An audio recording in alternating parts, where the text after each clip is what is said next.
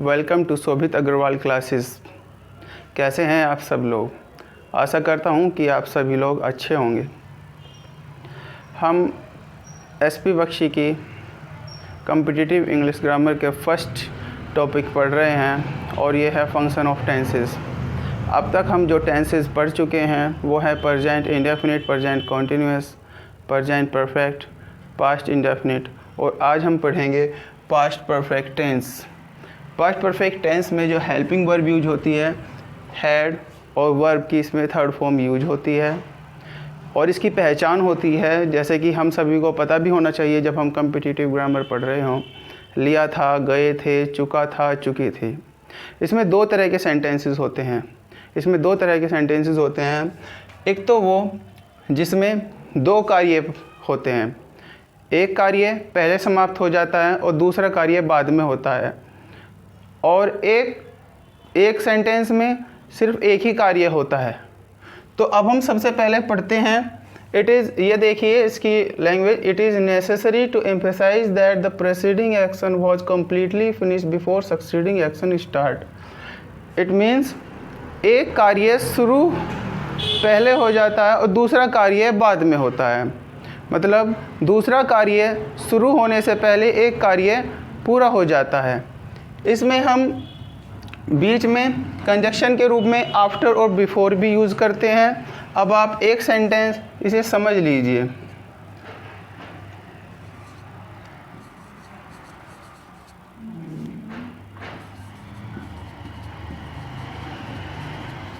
I had finished my work before my father came। देखिए इस sentence को समझिए। I had finished my work, मैं अपना कार्य समाप्त कर चुका था। Before my father came, मेरे पिता के आने से पहले। इट मीन्स बिफोर में इस सेंटेंस में वैन भी यूज हो सकता है।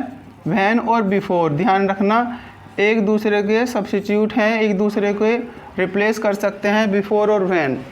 देखिए मेरे पिता के आने से पहले मैं अपना कार्य पूरा फिनिश कर चुका था। मैं अपना कार्य फिनिश कर चुका था। मेरे पिता के आने से पहले मैं अपना कार्य पूरा कर चुका था। और भी इसमें एग्जाम्पल हम देख सकते हैं।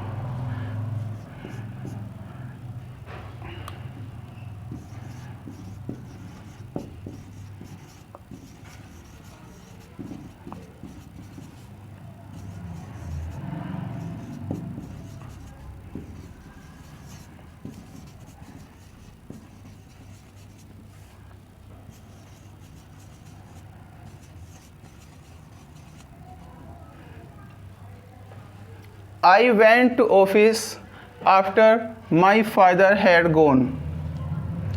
मैं ऑफिस गया after my father had gone, मेरे पिता के जाने के बाद। मेरे पिता के जाने के बाद मैं ऑफिस गया। मेरे पिता के जाने के बाद मैं ऑफिस गया। इसमें दो तरह के सेंटेंस, दो तरह की कंजक्शन यूज होगी। एक बिफोर और वैन, ये एक दूसरे को रिप्लेस कर सकते हैं बिफोर और वैन, और एक होगी आफ्टर। देखिए इस सेंटेंस को इजीली हम कंपटीशन के रूप में ऐसे समझ सकते हैं।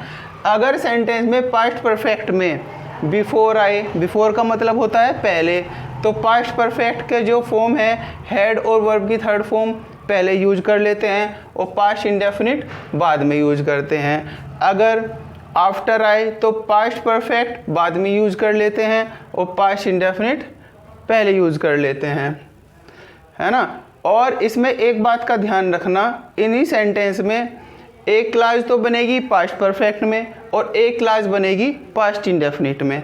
अब देखिए पास्ट परफेक्ट में कौन सी बनेगी? बिफोर और वैन जब आएगा तो उससे पहले जो आएगा, बिफोर और वैन से पहले जो आएगा वो तो आएगा पास्ट परफेक्ट में, और उसके बाद जो आएगा वो आएगा पास्ट इंडेफिनिट में। आफ्टर अगर आ गया तो आफ्टर के बाद में आएगा पास्ट परफेक्ट में और पहले आएगा पास्ट इंडेफिनिट में। आई होप आप ये सब समझ चुके होंगे। अब इसमें दूसरे तरह का एक और टेंस है, इसे आप एक्सरसाइज जब देखेंगे आप अच्छे से जब भी समझ लेंगे, इसे बुक में अच्छे से एक बार पढ़ना, समझ आ जाएगा।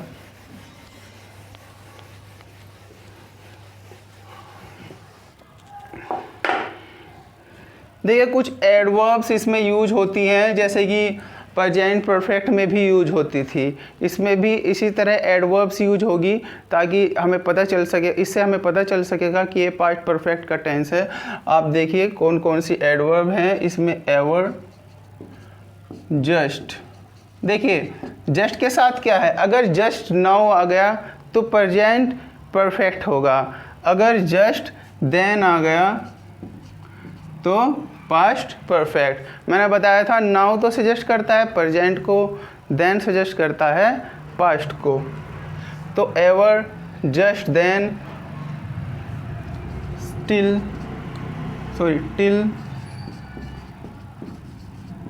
yet, recently,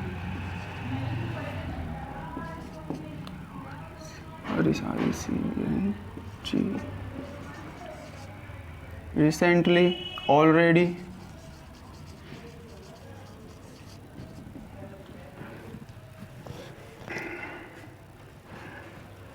so far,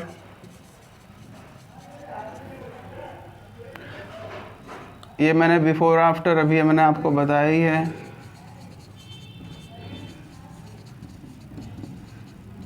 और एक और बहुत इम्पोर्टेंट है, बाई द टाइम। अगर बाई के साथ समय आए तो भी हम पास्ट परफेक्ट को यूज़ करते हैं। तो इनमें से कोई भी एडवर्ब आए और बात हो रही हो पास्ट की, तो पास्ट परफेक्ट में ही ये सेंटेंस हम बनाएंगे।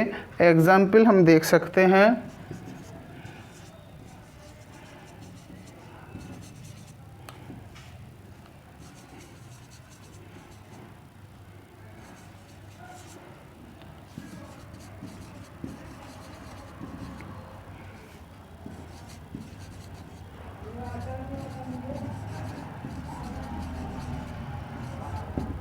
देखिए ऑलरेडी इसमें आ गया और बात है पास्ट की, तो ये सेंटेंस हमने पास्ट परफेक्ट में बनाया। I had already taken breakfast. मैं ब्रेकफास्ट पहले ही ले चुका था। ये आपको समझ में आ गया होगा। ये आप एक्सरसाइजेस देखेंगे आप अच्छे से कर पाएंगे।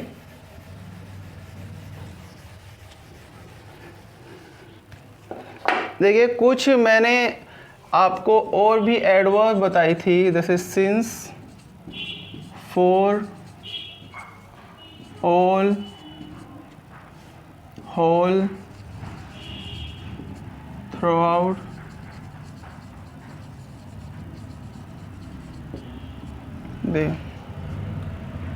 Since, for, all, whole, throughout, इस तरीके की देखिए एडवर्ब्स जितने भी हैं, ध्यान रखना ये जो एडवर्ब्स हैं ये परफेक्ट कॉन्टिन्यूअस में यूज होती हैं।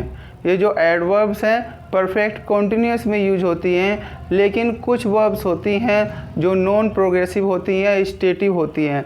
मैंने वे इम्पोर्टेंट वर्ब्स बताई थी जो एग्ज़ाम की दृष्टि से भी इम्पोर्टेंट है, जैसे on, have, belong, own, have, belong, mean, mind। ये कुछ मैंने वर्ब बताई थी जो most important non progressive verb हैं, जो स्टेटिव वर्ब्स हैं। और अगर इनके साथ ये जितने भी एडवर्ब्स हैं, अगर इनके साथ ये वर्ब आ जाएं, ये वर्ब दिमाग में रखना, ये वर्ब स्पेशली ये जो वर्ब्स हैं अगर आ जाएं और इनके साथ आएँ, मैंने जैसे ये बताया है ये एडवर्ब्स यूज होती हैं परफेक्ट कॉन्टिन्यूअस में। मगर अगर ये एडवर्ब्स ये वर्ब्स आ जाएं तो ध्यान रखना ये हमेशा परफेक्ट में यूज होंगी, चाहे वो पास्ट परफेक्ट हो, फ्यूचर परफेक्ट हो या प्रेजेंट परफेक्ट हो।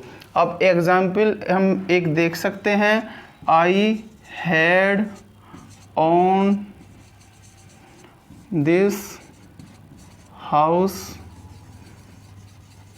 सिंस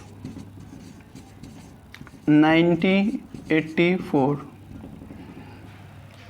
अभी एग्जाम्पल हम देख सकते हैं। अब देखिए सिंस आ गया, तो सिंस का हमें पता है ये परफेक्ट कॉन्टिन्यूस में यूज होता है, लेकिन ऑन स्टेटिव वर्ब्स हैं ये। इन वर्ब्स में से आई, तो ये ध्यान रखना ये हमेशा परफेक्ट में यूज़ होगा, तो इसलिए हमने ये सेंटेंस जो है परफेक्ट कॉन्टिन्यूस में ना बनाकर ये सेंटेंस हमने परफेक्ट में, पास्ट परफेक्ट में बनाया। ये आपके समझ में आ गया होगा अच्छे से। ये जो वर्ब्स हैं ये आप फिंगर टिप पर ले आना।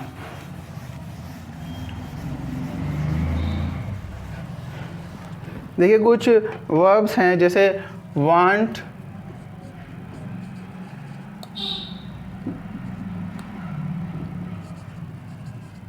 होप,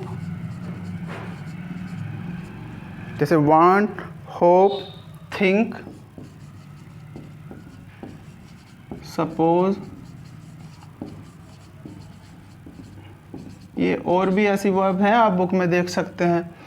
ये वर्ब अगर परफेक्ट में आए, पास्ट परफेक्ट में आए, तो ये क्या शो करेंगी कि ये एक्शन कंप्लीट नहीं हुआ, ये एक्शन पूरा नहीं हुआ। एक आप एग्जाम्पल के रूप में देख सकते हैं, I had wanted to help my brother. I had wanted, अब देखिए इसमें वांटेड आ गया। I had wanted to help my brother, मैं चाहता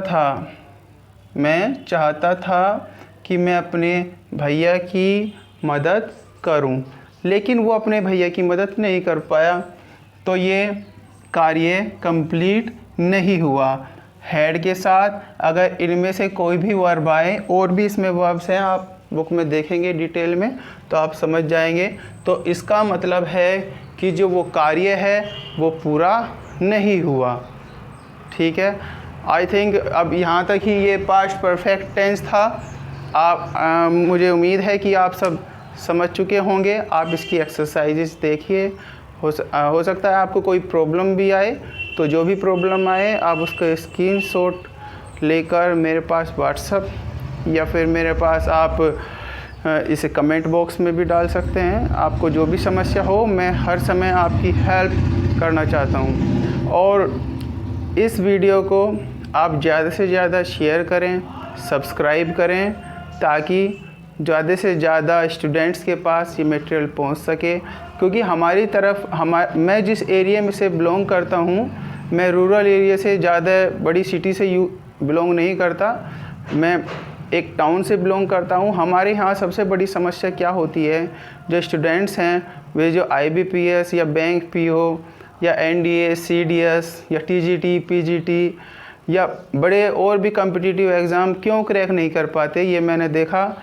उनका क्रैक ना करने का कारण ये था, वो जनरल इंग्लिश, वो इंग्लिश ही नहीं कर पाते। वो मैथ भी कर लेते हैं, रीजनिंग भी कर लेते हैं, GS GK सब कंप्लीट कर लेते हैं, लेकिन हमारी तरफ एक फ़ोबिया है इंग्लिश का, इंग्लिश के प्रति लोगों में फ़ोबिया है। मैं उस फ़ोबिया को दूर करना चाहता हूँ। जो ये कम्पिटिटिव बुक है SP बख्शी की, जो कम्पिटिटिव बुक है, ये सिर्फ TGT PGT के लिए ही नहीं है, ये अदर कम्पिटिटिव एग्ज़ाम के लिए भी है।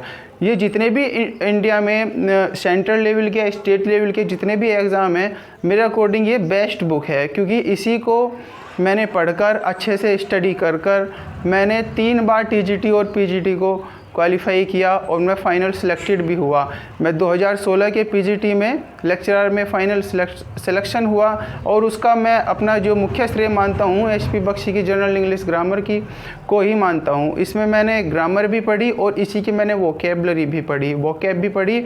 तो मैं चाहता हूँ कि ज़्यादा से ज़्यादा स्टूडेंट्स इसे पढ़ें और इसे अच्छे से तैयार कर लें, ताकि वो जितने भी कम्पिटिटिव एग्ज़ाम हैं वो इंग्लिश के वजह से, एटलीस्ट कम से कम इंग्लिश के वजह से वो बाहर ना हो। तो इसमें आप सबको मेरी हेल्प करनी होगी। ये जो मैं यूट्यूब पर डालता हूँ, जितनी भी वीडियो डालता हूँ, आप ये ज़्यादा से ज़्यादा शेयर करें, सब्सक्राइब करें, ताकि लोगों के पास ये ज़्यादा से ज़्यादा ये मटेरियल पहुँच सके।